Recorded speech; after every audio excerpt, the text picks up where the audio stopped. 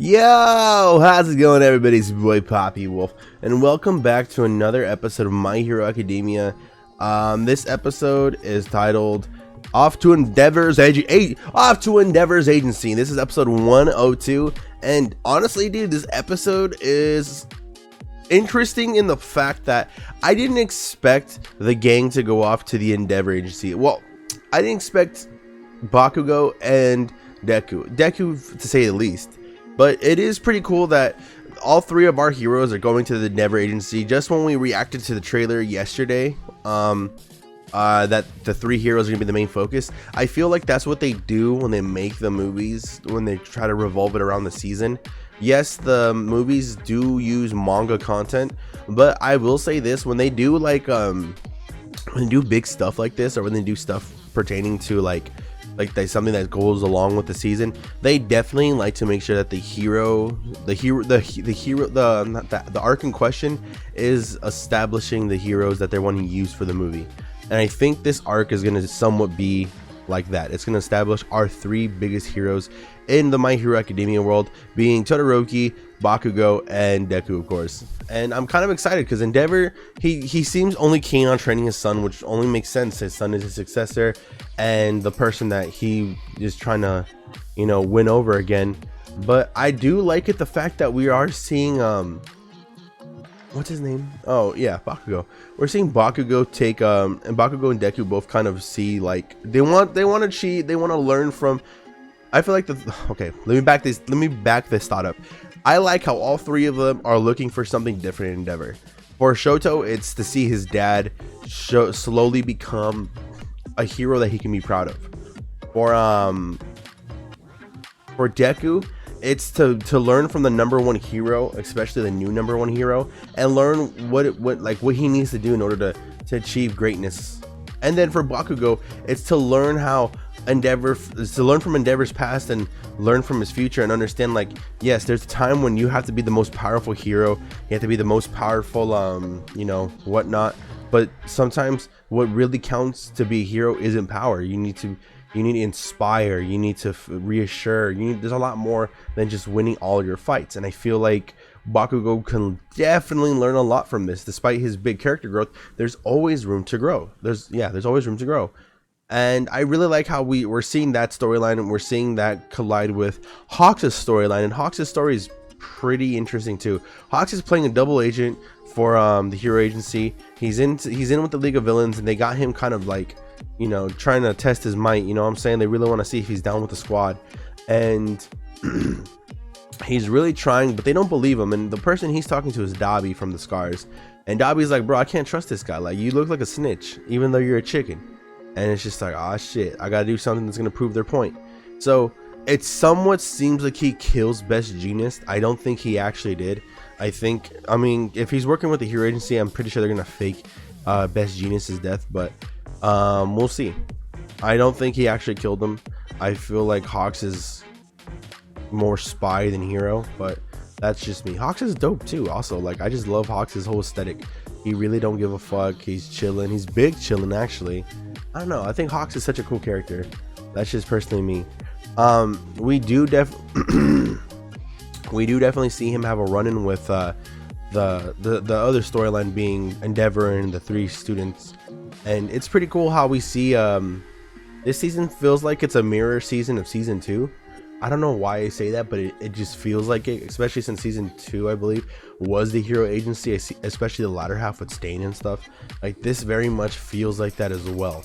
Like, we're getting this latter half, we're getting like these mirror version of these episodes. When Endeavor was just training Shoto and telling him to watch. This one seems a little bit more like, I need you guys to learn from what I'm doing and understand, when I call backup, I call this. It is very interesting, definitely. And we see season 2 referenced a lot, especially when Hawks meets Deku and he goes, oh, you're the kid who breaks his fingers. Tsukiyomi told me about you. Remember, Tsukiyomi is Tokiyami's hero name, which is pretty dope. It's the name of the god in Japanese mythology. You don't need to know the whole breakdown, but it is definitely cool to see Endeavor and Hawks have this kind of conversation. And it's just like, Hawks is really trying to spell it out, saying, bro, I am undercover. I got some shit that you need to like understand. Are you getting what I'm putting down? And Endeavor's just like, wait, what are you trying to say? Yeah, cool book, but why should I care? And he's just like slapping the head like, bro, I can't even say it. I'm really trying hard. And then even when the boys are like, yeah, that book sounds cool too, like, oh, it must be really important if the number 2 hero is telling us to read it. And he's like, oh shit, yeah, it's how important. Check the book out. Oh my lord, guys. It's so dope. I love it so much. God, I love it. I love Hawks' like egonomic character, and I love the one thing I really do love is when the heroes get to the agency, when the boys get to the agency, they're learning like how, since they became the number 1 agency now, they have to do a lot more work, and they're kind of excited to get to it, but they have to wait on Endeavor's instructions. And Endeavor's trying to figure out, he's like, yo, Hawks was being mad sus. Why? I've seen him talk when he's like really excited, but why right now is he right? Well, exactly. Why right now of all times is Hawks being a little sus? Usually when he's happy, he smiles, but he was so serious. And then he's able to uncover the messages saying that the Hero Liberation Front is the enemy. And I didn't really quite get what that meant. Again, to the guy who's always in the comment section, the comment section of these My Hero videos, can you explain that to me? Because my thing was, I thought he was saying that some heroes are a part of the Liberation Front, but it could also be, I could have misread that, and it can be hero liberation as in like a bunch of people with quirks who feel the need to liberate everyone else. Again, if, you know who you are. You always comment, you always kind of give me the rundown. Last time you gave me the rundown on the other classes in the hero program. Please let me know in this one if I'm mixing up these 2 different points and I'm focusing on the wrong thing. Because yeah, I first thought it meant like heroes joining the Liberation Front, but they could also mean that the Hero Liberation Front is just another word for like the people who want to, follow Stain's ideology and want to down with the Hero Society, and they're teaming up with the League of Villains. Tell me which one's right. I really I trust you because you really know your stuff. But no, most definitely this episode was really nice to see the boys in work. I'm really excited to see where they're gonna go. There's not a lot that happens here in this episode. Just a lot of Hawks trying to figure out like what's the best way to get the League to believe he's actually a villain, and how to give secret messages back to his superiors. While for Endeavor, I feel like it's his first mission is trying to be the right teacher for 3 different students.